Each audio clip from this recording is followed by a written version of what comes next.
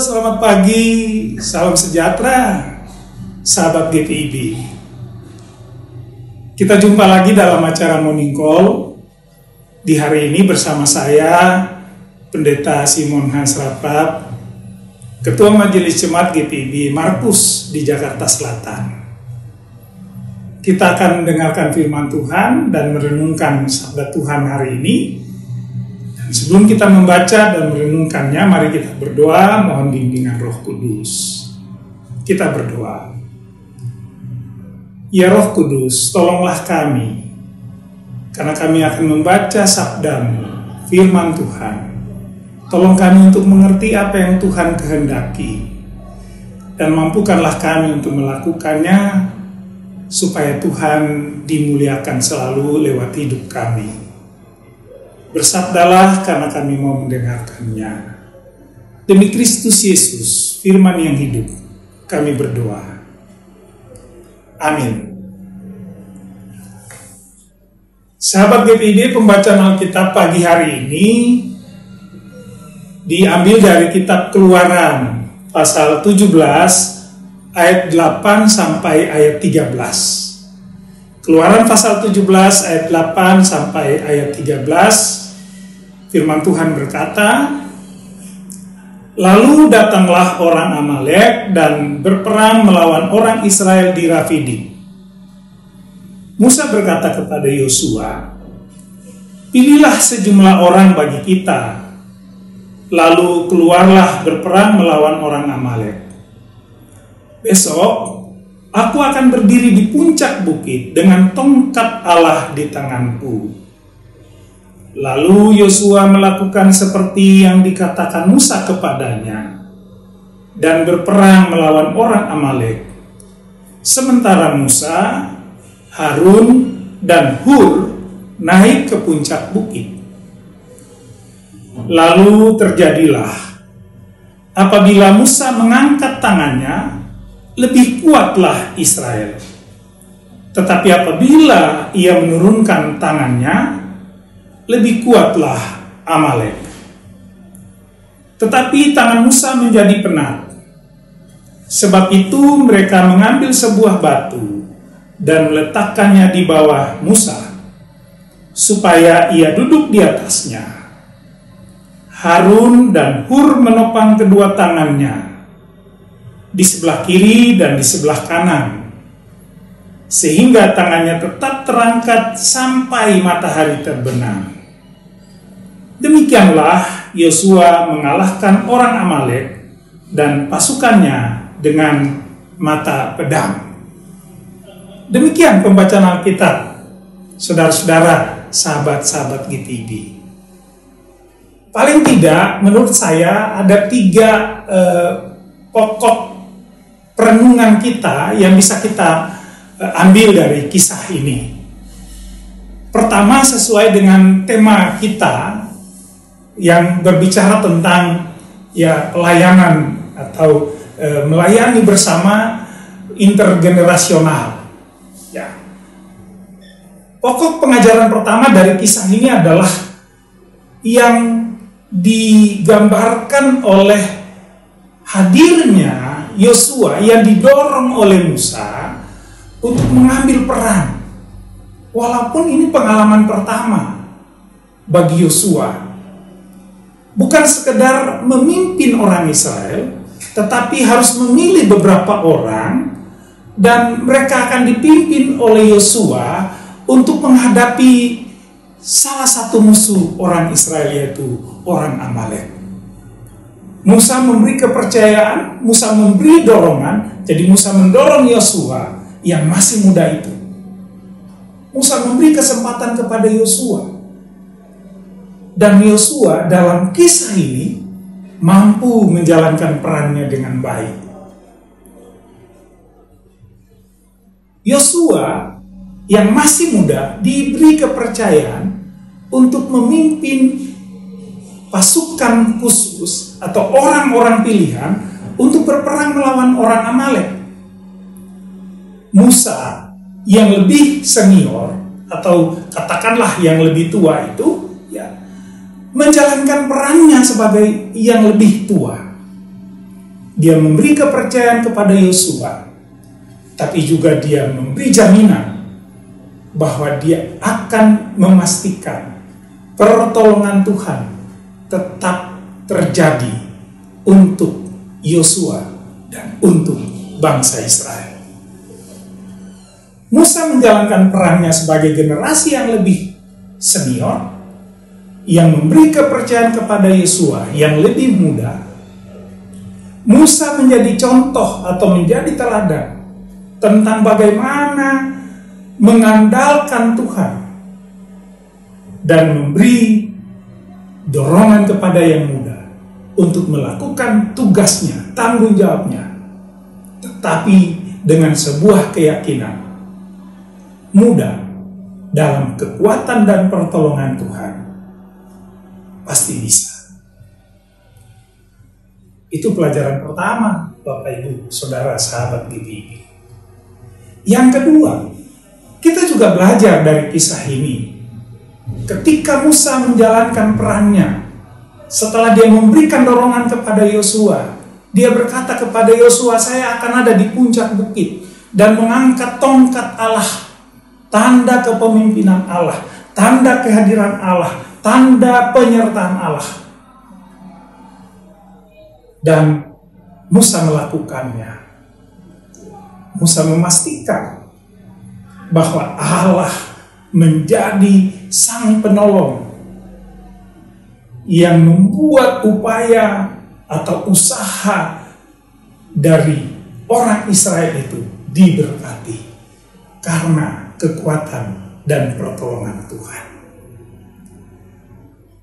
Musa memastikan bahwa Tuhan siap menolong, dan Musa memastikan bahwa orang Israel, dalam hal ini Yosua dan orang-orang yang dipimpin oleh Yosua, juga memperoleh pertolongan Tuhan karena mereka juga mengandalkan Tuhan.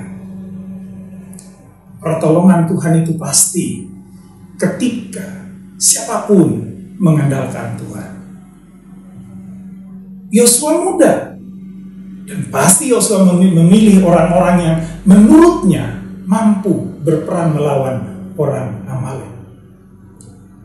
Tetapi kemenangan orang Israel itu adalah buah dari pertolongan Tuhan, buah dari berkat Allah. Pengajaran ketiga yang dikisahkan atau dapat kita tangkap dari kisah ini adalah ketika dikisahkan atau diceritakan dalam pembacaan kita bahwa sepanjang hari ketika peperangan itu sedang terjadi, Musa yang sudah tua, ya, dia lemah. Lalu dia ditolong oleh Harun dan Hur.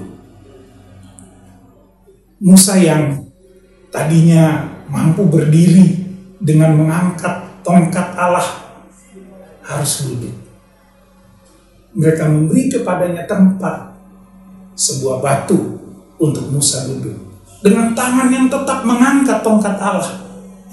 Tapi juga dikisahkan, tangan Musa kadang-kadang lemah, dan ketika tangan itu terkulai lemah dan jatuh, turun, maka kekuatan ada pada orang Amalek. Tapi kalau tangan Musa itu kuat dan terangkat dan tongkat Allah itu diangkat, maka kekuatan dan kemenangan ada pada Yosua dan orang Israel. Melihat itu, Harun dan Hur menjalankan perannya, menopang Musa, supaya tangan Musa tetap terangkat dengan tongkat yang diangkat. Saudaraku, kita punya kekuatan, kita punya kemampuan, tapi yang pasti bukan saja kita membutuhkan Tuhan, karena kita percaya, kita sungguh yakin pertolongan yang sesungguhnya hanya dari Tuhan, kemenangan yang sesungguhnya hanya dari Allah yang memberkati. Tapi kita juga membutuhkan orang lain untuk menolong kita. Seperti Musa membutuhkan Harun dan Hur. Karena itu saudaraku, dibutuhkan kerjasama. Dibutuhkan kemauan untuk juga mau mengajak orang untuk bekerja sama. Dibutuhkan kerendahan hati untuk mengakui bahwa saya sendiri pasti tak mampu. Saya sendiri terbatas kekuatan saya. Maka saya baru bisa karena Tuhan. Dan saya juga bisa bukan saja karena kekuatan saya yang diberkati oleh Tuhan, tapi ada orang-orang di sekitar saya yang akan menolong saya untuk dapat mencapai apapun yang diberkati oleh Tuhan. Saudaraku, karena itu firman Tuhan hari ini mengajarkan kita, mari, muda atau tuakah kita membutuhkan Tuhan. Hanya berkat dan pertolongan Tuhanlah yang memampukan kita. Muda atau tua, setiap orang membutuhkan berkat Tuhan, setiap orang membutuhkan sesamanya. Mari bangun relasi setia dengan Tuhan, bangun relasi dengan sesama, tua maupun muda. Bekerja samalah dengan semua orang dan dengan Tuhan. Tuhan memberkati kita, sahabat-sahabat GPIB. Mari kita berdoa. Ya Allah Tuhan kami, sumber berkat, kami mengucap syukur untuk firman Tuhan yang menyapa kami di pagi hari ini, yang mengingatkan kami untuk memberi peran kepada siapapun yang ada di sekitar kami, semudah apapun dia. Tapi kami juga belajar bahwa kalaupun kami masih muda dan kami punya kekuatan, tapi kekuatan yang sesungguhnya ada pada Tuhan yang siap memberkati, yang selalu hadir dan memberkati. Tolonglah kami untuk senantiasa ada di dalam relasi setia dengan Tuhan. Tolong juga kami untuk sadar bahwa kami membutuhkan orang lain. Setiap orang yang ada di sekitar kami adalah kawan sekerja kami, tua maupun muda. Terima kasih ya Bapak untuk sapaan firman Tuhan bagi kami di pagi hari ini. Kami mohon Tuhan memberkati kehidupan kami, menolong kami apapun persoalan-persoalan hidup yang kami hadapi. Kami punya Tuhan yang siap menolong, kami punya sesama, kami punya saudara seiman, kami punya saudara sepersekutuan yang dapat menolong kami. Itu juga berarti kami harus siap menjadi orang yang hadir untuk menolong sesama kami. Berkati kehidupan setiap orang, setiap sahabat GPIB, siapapun yang hari ini mendengarkan firman Tuhan. Berkati gereja Protestan di Indonesia bagian Barat, dan seluruh gereja Tuhan dimanapun berada, di kota maupun di pelosok-pelosok wilayah. Berkati gereja Protestan di Indonesia bagian Barat, majelis sinode, para presbiter, diaken dan penatua bersama para pendeta, dan seluruh jemaat Tuhan dalam aktivitas hidup mereka masing-masing. Sertai mereka dengan berkat-Mu, dan kiranya apa yang mereka kerjakan diberkati oleh-Mu. Tuhan memberkati rumah tangga kami masing-masing, dan lewat kehadiran kami, orang-orang di sekitar kami diberkati. Kehidupan bersama semua anak bangsa di tempat di mana kami ada dan di seluruh negeri ini juga diberkati oleh-Mu. Terpujilah Engkau ya Bapa. Kami menyerahkan hidup kami sepanjang hari ini ke dalam tangan pertolongan Tuhan, Allah Tritunggal, Bapa, Putra, dan Roh Kudus. Amin. Demikian saudara-saudara sahabat GPIB, jumpa kita di hari ini dalam acara Morning Call. Sehat selalu, Tuhan Yesus memberkati. Shalom. GPIB Jemaat Air Hidup Kamal merupakan salah satu dari 3 jemaat mandiri yang berada di Pulau Madura, Jawa Timur. Sebagai minoritas, tantangan dan hambatan berupa teror dan ancaman turut mewarnai perjalanan iman Jemaat Air Hidup Kamal. Tetapi semangat persekutuan tidak pernah kendor. Jemaat ini dilembagakan pada tanggal 31 Oktober 1993 sebagai Jemaat Mandiri GPIB ke-215. GPIB Jemaat Air Hidup Kamal bukanlah jemaat yang besar. Saat ini terdiri dari 29 kakak, di mana 80% kakak adalah lansia. Pekerjaan anggota jemaatnya terdiri dari karyawan, ibu rumah tangga, pekerja serabutan, buruh harian, pensiunan, pelajar dan guru dengan upah kerja masih di bawah UMR, sehingga secara ekonomi GPIB Jemaat Air Hidup Kamal juga bukanlah jemaat yang kuat dan mandiri. Pada tahun 1986, GPIB diberikan tanah di wilayah Telang ini oleh Bupati untuk membangun gedung gereja. Lahan ini jaraknya sekitar 3,9 km dari lokasi gereja saat ini. Namun pada tahun 1988, ketika panitia pembangunan mulai bekerja menguruk tanah, rencana pembangunan ditolak oleh Bupati yang baru dengan alasan gereja terlalu mendominasi sebab sudah ada GKJW dan gereja Katolik di wilayah ini pada saat itu. Sejak saat itu, tanah tersebut atau tanah ini menjadi lahan nganggur. Tanah uruk yang telah ditimbun diambil oleh oknum-oknum setempat. Tidak hanya itu, bahkan ada beberapa pihak tidak dikenal yang menggunakan tanah ini sebagai sawah dan menanami pohon pisang tanpa izin dari gereja. Sejak September 2023, kami melakukan pembersihan pada lahan dan melakukan pengawasan secara berkala.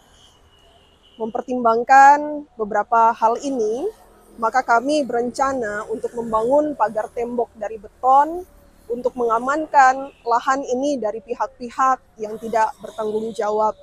Harapan kami di kemudian hari, jika Tuhan berkenan, maka di lahan ini dapat dibangun kos-kosan sebagai usaha PEG. Mengingat lokasinya yang sangat strategis dekat dengan Universitas Trunojoyo Madura.